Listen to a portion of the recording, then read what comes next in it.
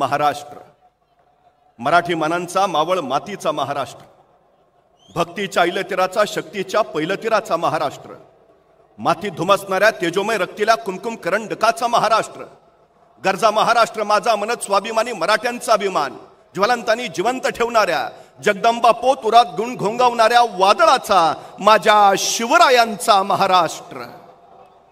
पण हाच महाराष्ट्र लुटण्याची, मुंबई काबीज करण्याची, महाराष्ट्राला खिळखिळ करण्याची दिवा स्वप्न अनेकांनी बघितली. आताही ती दिवा स्वप्न पाहिली जात आहेत. पण त्यांना माहिती आहे यांच्या पुढे ढाल म्हणून उभा आहे ती शिवसेना. आणि यांना कळून चुकलं, जोपर्यंत शिवसेना नावाचा अडथळा दूर करत नाही, जोपर्यंत उद्धवजी ठाकरे यांना मुख्यमंत्री पदावरून बाजूला सारत नाही, तोपर्यंत आपले मनसुबे पूर्णत्वाला जाणार नाहीत. आणि म्हणूनच त्यांनी डाव आखला, डाव साधला. दिल्ली पुढे मुजरे करणारे हुजरे इथं तयार झाले आणि शिवसेना फोडली गेली.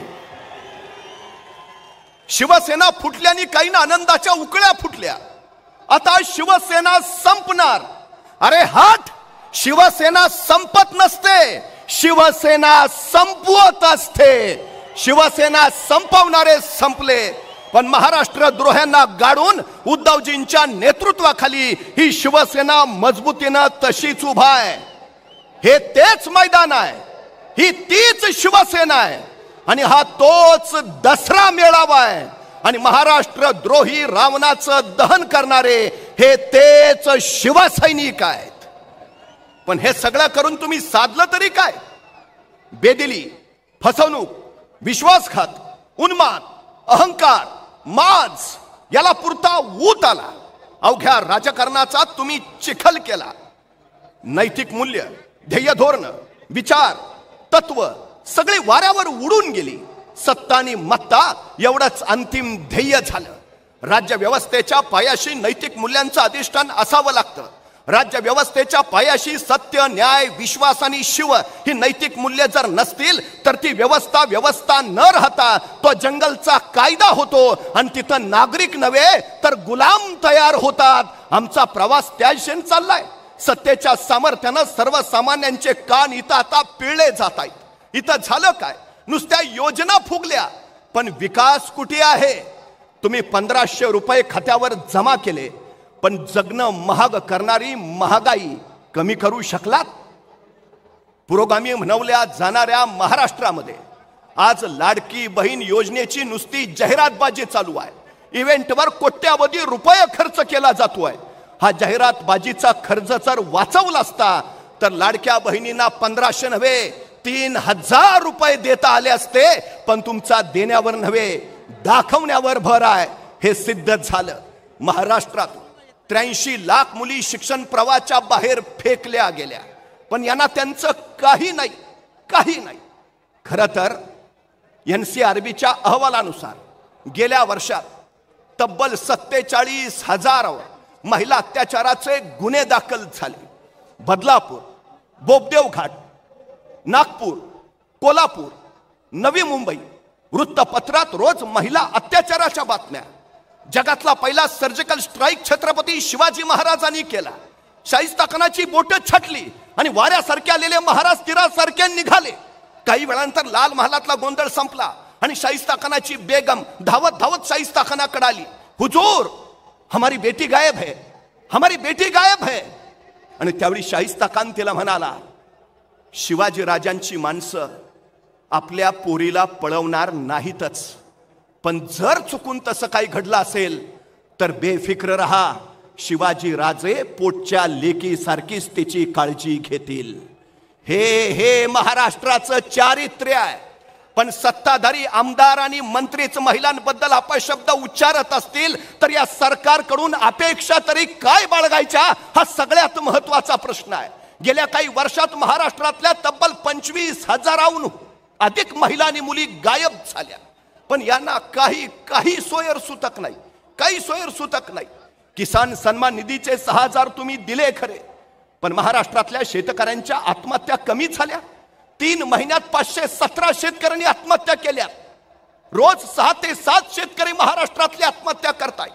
उद्धवजी ठाकरे मुख्यमंत्री होते, त्यांनी पहिल्या मंत्रिमंडळ बैठकीत विनाशर्त 2 लाख रुपयांची कर्जमुक्ती केली.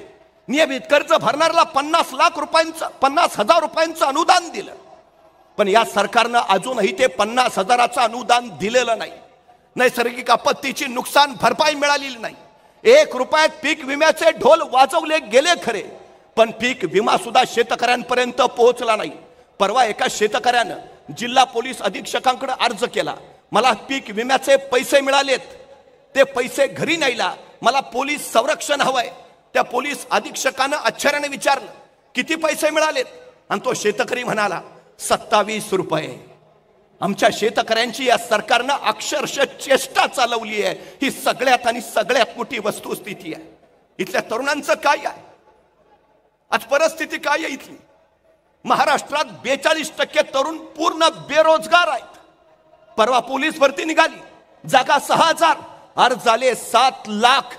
3 विभागाच्या भरत्या निघाल्या, जागा 23,000, अर्ज झाले 35 लाख. एक तरुण एका चौकात उभा राहून तावानं सांगत होता, हे सरकारनं महागाई वाढवली, या सरकारनं बेरोजगारी आणली, हे सरकार काही कामाचं नाही, हे सरकार बिनकामाचं.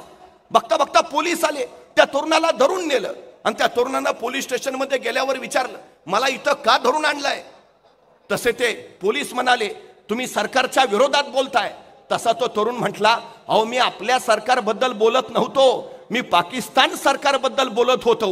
तसे ते पोलीस इन्स्पेक्टर म्हटले, आम्ही काय तुला वेडे वाटलो का? आम्हाला माहित नाही का कुठलं सरकार बिनकामाचं आहे ते?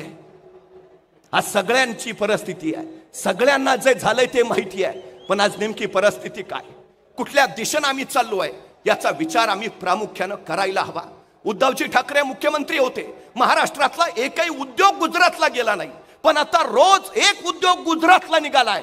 तुम्ही महाराष्ट्र सरकार चालवताय का गुजरात साठी सरकार चालवताय? हा सगळ्यात मोठा प्रश्न इथल्या जनतेच्या पुढे आहे. आमच्या पोरांच्या हाताला काम नाही, पोरं बेकार म्हणून फिरतायत महाराष्ट्रात. आज महाराष्ट्रावर 7,82,000 कोटीचं कर्ज आहे. 56,000 कोटी नुसतं व्याज भरतोय.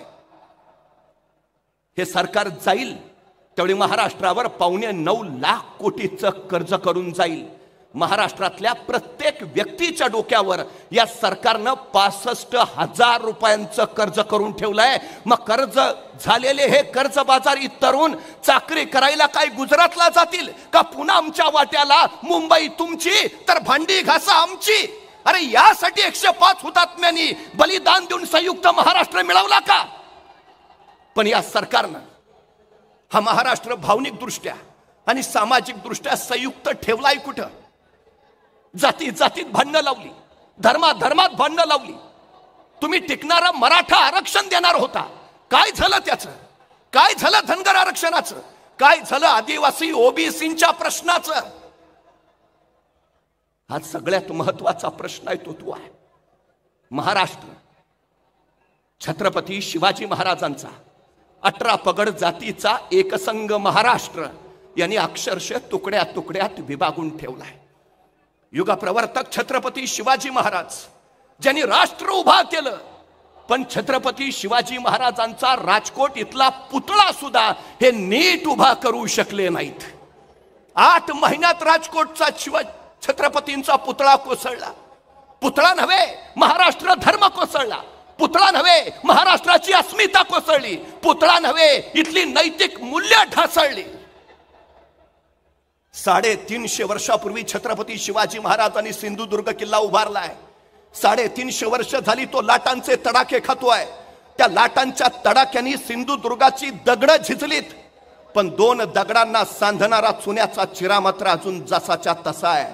दगड झिजत 2-2 इंचात गेलीत, चुन्याचा चिरा मात्र जसाच्या तसा. मी निष्ठा त्या चुन्याच्या चिऱ्याला मानतो. दगड झिजतील पण निष्ठा नाही. त्या निष्ठेनं आता महाराष्ट्र धर्मासाठी उभा राहायचा आहे. खरं तर स्वराज्याची मशाल विझवण्याचे प्रयत्न वारंवार झाले. कनेगराच्या पायथ्याला असणाऱ्या रामजी पांगेरेला बातमी मिळाली, 10,000 फौजनिशी दिलेर खान सुसाट येतोय.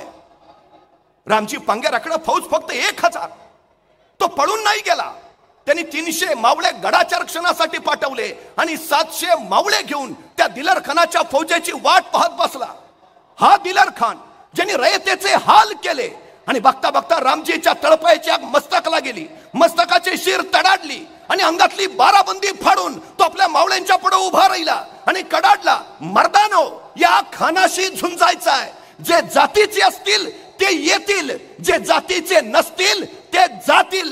जो लढेल त्याला सोन्याची कडी आणि जो पळेल त्याला चोळी बांगडी. आणि हर हर महादेवचा जयघोष झाला. त्या 10,000 फौजेवर 700 मराठा तुटून पडला. शिमग्यात हलकी कडाडावी अशा मराठ्यांच्या तलवारी कडाडल्या, टिपरी घुमावी असे मराठे घुमले. तो आवेश आणि तो जोश 700 मराठ्यांपुढे ते 10,000 मोगल हतबल झाले, झुकले, नमले, पाठीला पाय लावून पळत सुटले.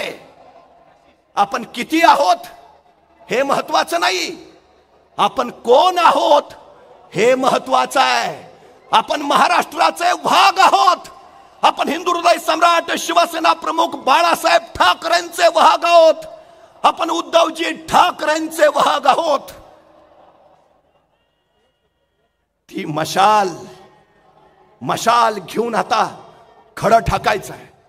महाराष्ट्र धर्माच्या रक्षणासाठी, महाराष्ट्राच्या अस्मितेसाठी, इथल्या स्त्रियांच्या सन्मानासाठी, तरुणांच्या हाताला काम देण्यासाठी, महाराष्ट्राचं महाराष्ट्रपण अखंड ठेवण्यासाठी.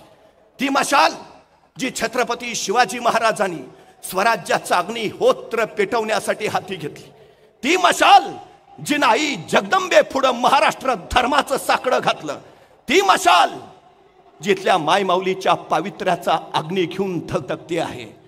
आता पुन्हा ती मशाल घेऊन उभा राहायचं आहे. घोडा मैदान जवळ आहे. चला उभे राहूया. उद्धवजी ठाकरेंच्या नेतृत्वात महाराष्ट्राच्या विधान भवनावर पुन्हा भगवा फडकूया. बोला छत्रपती शिवाजी महाराज की. जयेश दर्बी कलेक्शन कॉटन, लिनन यासह अनेक ब्रँडेड कंपन्यांच्या सुटिंग शर्टिंग साठी जयेश दर्बी कलेक्शन, 7 रस्ता मोदी पंकाविहिरी जवळ सोलापूर.